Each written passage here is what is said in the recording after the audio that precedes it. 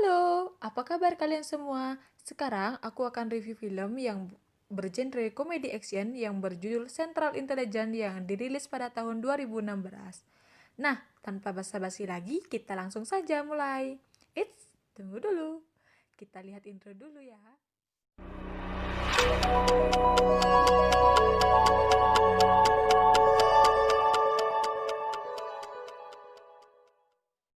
Nah, cerita ini diawali di sebuah gedung sekolah yang bernama Central High School, yang dimana di sana terdapat anak laki-laki yang bernama Robbie Werdick yang sedang asik mandi sambil bernyanyi dan berjoget. Dan tiba-tiba datanglah segerombolan anak laki-laki yang ingin mengganggu Robbie Werdick. Lalu scene berubah di sebuah aula yang dimana sedang berlangsung sebuah acara. Nah, ini adalah Kelvin Joyner yang merupakan siswa terfavorit yang sering dijuluki dengan The Golden Jet. Di tengah Kelvin berpidato, tiba-tiba datanglah segerombolan anak laki-laki tadi melempar Robbie ke tengah aula dan mempermalukannya sehingga membuat semua siswa tertawa.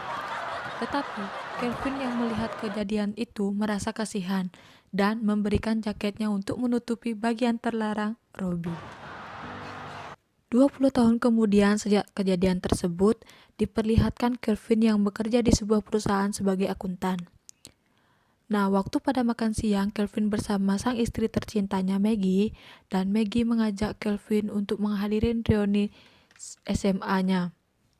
Tetapi Kelvin menolak karena merasa malu akan pekerjaannya. Secara 20 tahun yang lalu, kan Kelvin dijuluki sebagai The Golden Jet yang memiliki reputasi cemerlang.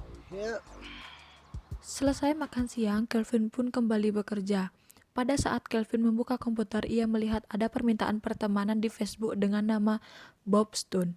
Singkat cerita, Bob Stone mengirim pesan kepada Kelvin yang mengajaknya bertemu di sebuah kafe, dan ternyata Bob Stone adalah Robbie Werdick yang telah lama menghilang layaknya ditelan bumi. Pada saat bertemu dan betapa kagetnya Kelvin melihat Robbie yang dulunya gemuk dan sekarang berubah menjadi seorang laki-laki yang aduhai. Singkat cerita, mereka mulai minum-minum dan ngegibah ngalur ngidul. Selang beberapa saat, Bob pergi, dan tak lama setelah itu ada seorang pria yang ingin mengambil tempat duduk Bob. Kevin yang melihat itu otomatis dong melarang orang tersebut, tetapi orang tersebut tidak terima dan pertengkaran pun terjadi. Kemudian Bob kembali dan melihat temannya dalam masalah. Dengan sigap, Bob pun langsung memukul, membanting, menendang, melempar orang tersebut yang membuat Kelvin ternganga. Singkat cerita, mereka telah kembali ke rumah Kelvin, dan di sana terlihat Kelvin yang sedang berusaha membantu Bob dalam hal keuangan. Lalu, Bob memberikan situs kepada Kelvin yang ternyata situs tersebut adalah situs pelelangan internasional yang berakhir pada besok malam. Lalu, Bob memutuskan untuk menginap di rumah Kelvin, dan terlihat Kelvin gak keberatan dan meminjamkan piyama miliknya. Keesokan paginya, di saat Kelvin akan berangkat ke kantor, terlihat Bob Stone yang masih terlelap tidur dengan kondisi ruang tamu yang berantakan. Di saat yang bersamaan, bel pintu pun berbunyi. Dan ternyata yang datang adalah agen intelijen pusat yang bernama Pamela Harris dan rekannya yang sedang mencari Bob Stone. Saat Kelvin ingin memanggil Bob, ternyata Bob Stone sudah tak ada di sana. Dan ruang tamu yang semulanya berantakan menjadi bersih seketika. Pamela Harris menjelaskan bahwa Bob Stone adalah seorang pembunuh dan pemegang rahasia negara yang akan dijual kepada musuh negara. Karena Kelvin adalah teman Bob Stone, Pamela pun memutuskan untuk menjadikan Kelvin sebagai umpan. Setibanya di kantor, Kelvin menerima telepon dari Bob Stone yang mengajaknya bertemu di lantai bawah. Pamela yang sedang menguping lalu bergegas menuju ke lantai bawah, tetapi ternyata Pamela kena prank dari Bob yang ternyata Bob sedari tadi bersembunyi di belakang pintu ruangan kerja Kelvin. Dan Bob menjelaskan kepada Kelvin kalau dirinya adalah anggota CIA. Tanpa basa-basi, Bob pun langsung meminjam HP Kelvin untuk memesan taksi dan mengambil dasi Kelvin, menggantungnya dan membakarnya. Tiba-tiba, Kelvin pun memberontak dan membuat aksi tembak-menembak antara Bob dan Tin Pamela yang tak terhindarkan. Akhirnya, Bob pun terkepung juga, dan di saat yang bersamaan, alarm kebakaran pun berbunyi. Lalu, Bob dan Kelvin terjun dari gedung dan kabur menggunakan taksi yang dipesannya tadi. Di dalam taksi, Bob pun menjelaskan bahwa seorang musuh negara yang bernama Black Pager mencuri kode encryption seluruh program satelit Amerika yang akan dijual pada situs lelang yang mereka buka tadi malam. Jika itu terjadi, maka negara akan mudah diserang, kata Bob.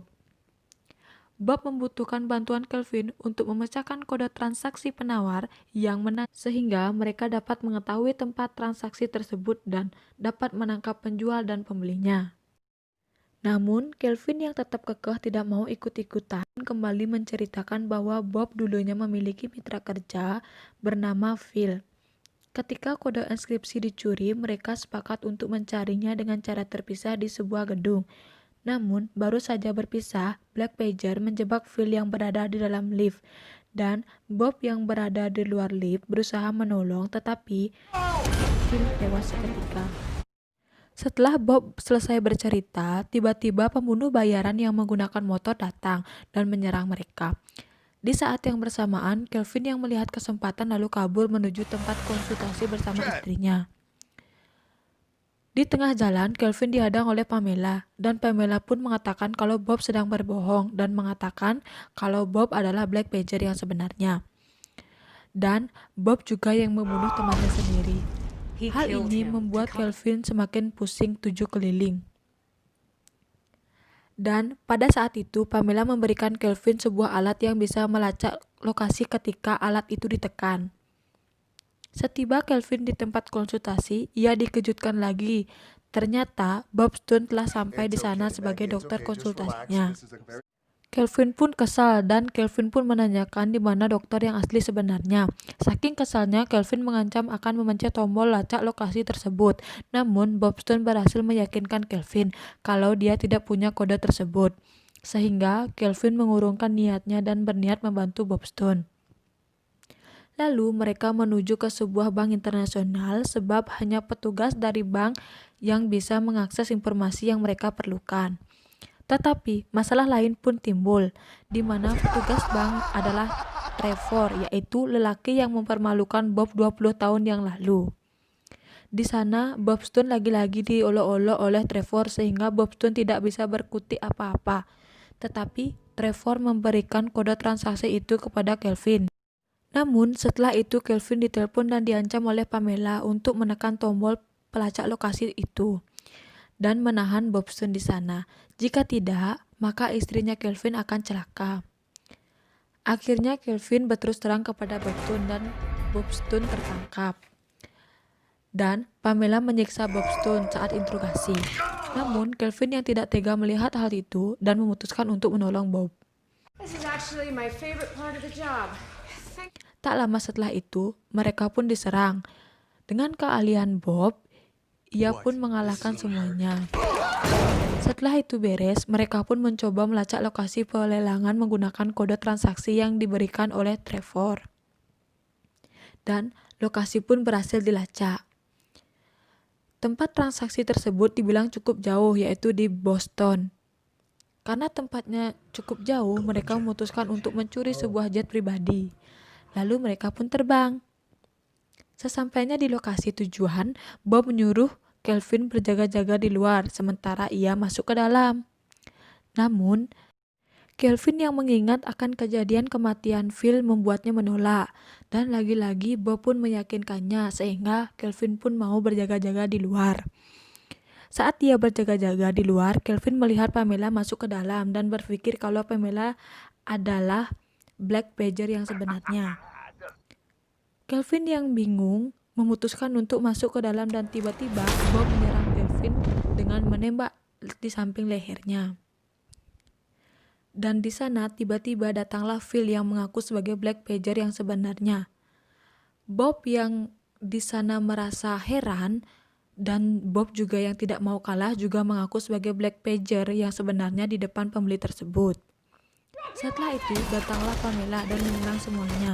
Namun Kelvin yang sudah sadar dari tadi masih bingung dan melihat kedua kode inskripsi tersebut langsung mengambilnya. Dan Kelvin pun dikejar oleh pembeli dan diselamatkan oleh Bob. Lalu Kelvin pun keluar dan tidak menghiraukan Bob. Setelah itu, Kelvin ingin pulang tapi tidak bisa karena itu sangat jauh. Dan tiba-tiba ia dihadang oleh Bob dan Phil di sisi kanan dan kiri jalan, sehingga pertikaian dan saling tembak-menembak pun terjadi.